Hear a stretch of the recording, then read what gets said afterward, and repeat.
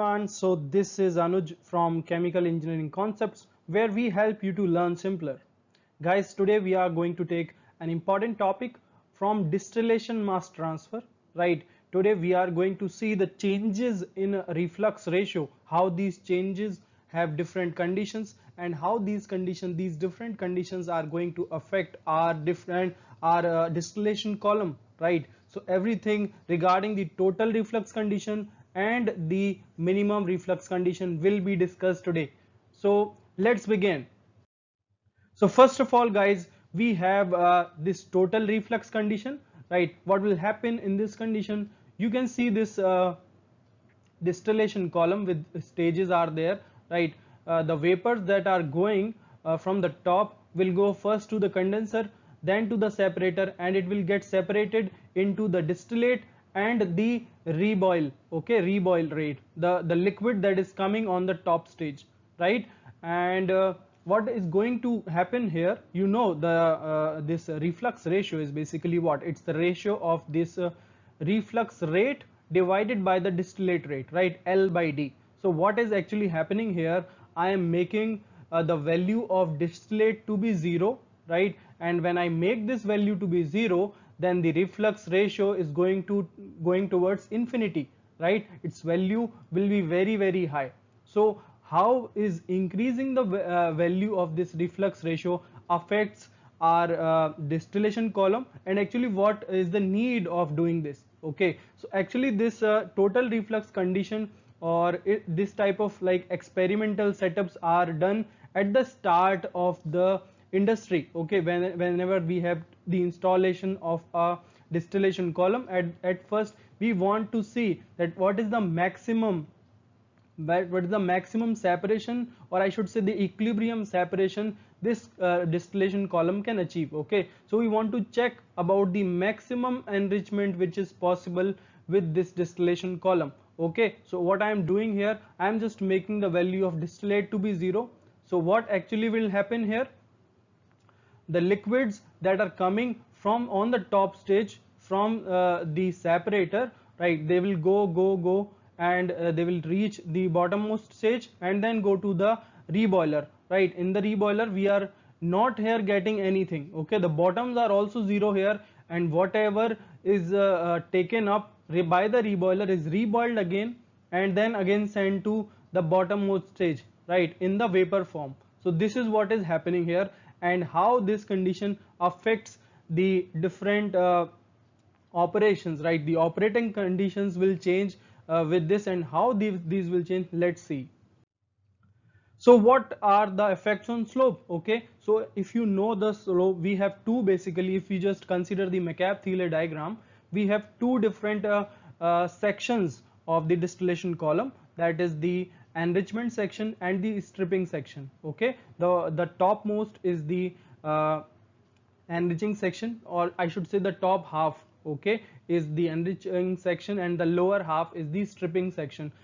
For the enrichment section, the value of the slope is R upon R plus 1. Okay, and when we have applied this total reflux condition, this R will become R infinity, right? So if this is the condition, this numerator is a big value, this denominator is also a big value, because one can be negligible as compared to R infinity, right? And when we do that, this value will reach towards 1. Okay, this value will be equal to 1, right? And if we just equate it to the slope, okay, tan theta is simply slope, right? And when we do that, we'll get this value of theta as to be 45 degrees, right? So this was for the enriching section. If we go to the stripping section, guys, so for the stripping section, the slope is what? R infinity bar plus 1 upon R infinity bar. Okay, so R infinity bar simply means the boil up rate, right? The boil up rate, boil up ratio, basically boil up ratio, right? And when we do the ratio, okay, the numerator and the denominator, this will also go towards 1, and when we equate it to the slope, that is tan theta, here also the theta is coming out to be 45 degrees. So guys, what is exactly happening here? Both these lines will actually overlap the 45 degree diagonal. Okay, so the diagonal that you generally see in the McCabe-Thiele diagram, both these lines are going to overlap that. okay, and how that will affect the number of stages and the other conditions. Now let's see that. Okay, so this is how it will look. It is initially at this condition. Okay, this is the P point where all of these are reaching. Okay, all of the operating sections are reaching. Okay, this is the point where both these sections, all the three sections actually meet. Okay, the pink one that you see is for the feed section, the green one is for the stripping section, and this blue one, okay, or I should say cyan blue. Okay, so it basically representing the enrichment section. So let me just give you a brief that how R increase will affect it. So as the R increases, the slope of the enriching line increases and move towards the diagonal. Okay, so you can see that. Okay, what I was telling you, it will move towards the diagonal. Okay, so here the slope is actually increasing, right, and it will move downwards, okay, towards the 45-degree diagonal. And if I talk about R bar, if R bar increases, the slope of the stripping line decrease. Okay, and if since this is the slope, okay, you can see that this is the angle which it is making with the x-axis, right, x-axis. So the slope of this stripping line will actually decrease after increase in the R bar, right. And if I talk about the feed operating section, okay, feed section, so this point P, okay, this point P reach towards this point. Okay, this will be at this point, and now the feed line, the line which is representing the feed section will only be a point now. Okay, why is it represented by a point only? Because the feed has been stopped. Okay, when we reach R, when the R value standing towards infinity, this feed is actually being stopped at this operation, right. And you can see that if we have like, if they have overlapped it, okay, so this is a overlap that you can see, right. We have a point only, and this point, okay, this point at which all the both the lines and the point is there, okay, the feed point, that this point is known as the total reflex condition. At this point we call that we have reached the total reflex condition, right. And the red ones, the red lines are showing the stages, okay, the trays that will be forming up here, right. So as you can see here, the final overview, as the R value increases, the number of ideal trays required will decrease. Okay, so you can see, if you just compare it with the previous one, you will be able to see that the value of the the value of the ideal trays is actually decreasing in this case, right. And if at R infinity, okay, as we increasing the increase the value of R, the number of ideal trays required will decrease. But when it reaches the infinite value, okay, at the infinite value we will have the minimum number of trays. Okay, so this is the total reflex condition, and you should remember that. Now let's look at the final things, that is, what about the reboiler and condenser things, right. So as the reflux ratio is increasing, right, what will be the effect on reboiler and condenser? Their duties will increase, guys. So there will be a continuous reboiling, okay, of the liquid that is coming down, and there is a continuous condensation of the vapors that are going up. Okay, hence their duties will increase, and if the duties are increasing, right, the amount of heating and cooling provided are increasing, their sizes should also increase, guys. Okay, and you can see, if the number of trays are actually decreasing, but the amount of liquid and vapor that we have initially is the same, and we are taking nothing out, right. So in that case, the holding capacity of the trays should also increase, guys, right. As the number of trays are decreasing, we need a large capacity of the trays, right. And you should also say that we have to prevent entrainment and flooding, okay, in this case also. So for these also we need a large holding capacity of the trays, and ultimately obviously the boil up will also increase automatically. Okay, so these were the effects of the total reflux condition. Now let's come to the minimum reflux condition. So guys, we have reached like total reflux condition means R value going to infinity, right. That value is not defined, that infinite value is not defined. But if I talk about the minimum reflux condition, how much minimum? Okay, what are the things that are used to define the minimum value? Okay, so we should have that much value of the reflux ratio, that minimum value, that if we are like, if this is L minimum, okay, the L minimum value should be that value that if it enters the first stage, please listen carefully, if it enters the first stage, it should be such a quantity that it should reach all the trays, okay, even the bottommost tray, the liquid from this, okay, the liquid L min should reach the bottommost tray also, right?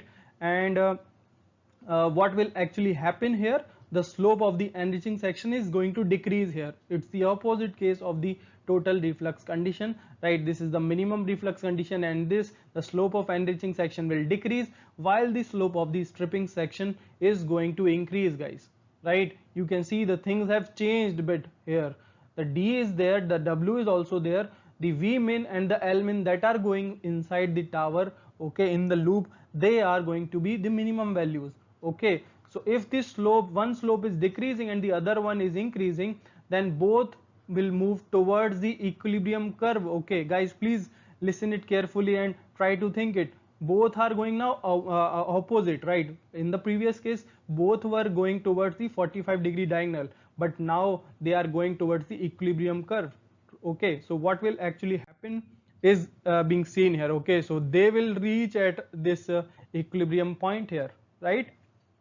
So you can see this equilibrium point when they reach, when all the three sections operating line will, then when they reach the equilibrium curve, we call it as the pinch point, okay. This is called as a pinch point, and this is the minimum reflux condition, okay. Now if I want to draw the stages or the trace, the ideal or theoretical stages, okay, so here you can see I have made it through the using the red lines, okay. The red lines are actually showing, and if we just look at, if we just closely observe this circle, okay, which I have, if you just zoom it, right, so you can see here, if we like zoom in here, we will be able to draw more number of trays, right? We can make infinite trays if we just keep on zooming in again and again, okay. So here we can see, here we can observe that for the minimum reflux condition, we are getting the maximum number of theoretical trays, right? So this is the condition, this is the way in which the minimum reflux condition will affect the size of the distillation column, okay, and the number of trays required for the distillation column, okay. So what is exactly happening here, you can see that if I want to calculate the slope of the enriching section, okay, that will actually is going to give me the minimum reflux value, okay. I should know the value of the minimum reflux ratio, guys, right? So you can easily get that by just drawing the by just calculating the slope, right? This is the slope that you can see, right? And this is the point, actually this ix dash y dash point is the point at which all the three lines intersect, right? All the three lines intersect at the equilibrium curve, right? And we know about xd is the distillate composition point, right? And if we just go by this, by calculating the slope of the enriching line and equate it with this value, right, we should know this is the slope of the enriching section, right, r upon r plus 1, and if this is the minimum condition, then it is r min, right? And if we just equate it, this is the value of r min that we will be getting, right? So this was the bit about the minimum reflux condition. So what will actually happen here, the number of trays required will increase, as you have as you have seen that, right? The column height is also going to increase because the number of trays are increasing, the column height will obviously increase. The column diameter here is going to decrease, right, because we have the liquid and vapor mixture is there, the contents are same or even they are being reduced, right? So the column diameter has to decrease. Similarly, the reboiler and condenser duty will also decrease, right? All these things will going to decrease, the size will ultimately decrease, right? So this was the minimum reflux condition. Okay, okay, now what is going to happen, guys, why we are evaluating this minimum? Okay, I have told you that at the start of the any operation of the distillation column, we want to see the maximum separation, maximum achievable separation, and for that we are going towards the total reflux condition. What is the reason why we are calculating this R min, the minimum reflux condition? Okay, we want to actually apparate the some optimum R. Okay, so this point was representing the pinch point. Okay, and this point there will be some point in between, right, in on this feed line. Okay, that will be representing the optimum condition, right, the optimum condition of reflux ratio, right? And when we have calculated the R min value, the R min value, it is generally suggested, it is actually a thumb rule, right? It is a thumb rule to have a stable process. It should be 1.1 to 1.4 times of the R min value, right? Generally it is taken up to be 1.4, and if not, it will be given in the question as well, right? So guys, this was the basic discussion on the two types of reflux condition, the total reflux condition and the minimum reflux condition. I hope you have liked this video, and if you have liked this video, please subscribe to my channel, please share it, please share this video, right? And you can subscribe to my channel, guys. Okay, chemical engineering concepts, right? And please keep watching our videos. We will be coming up with some more concept. Okay, amazing concepts, amazing series are awaiting you, and please join our live question series, which is going on every day, almost every day. The series is there, right? Live sessions on the previous years and the new questions based on the GATE examination, which is going to be held next year on in the month of February, right?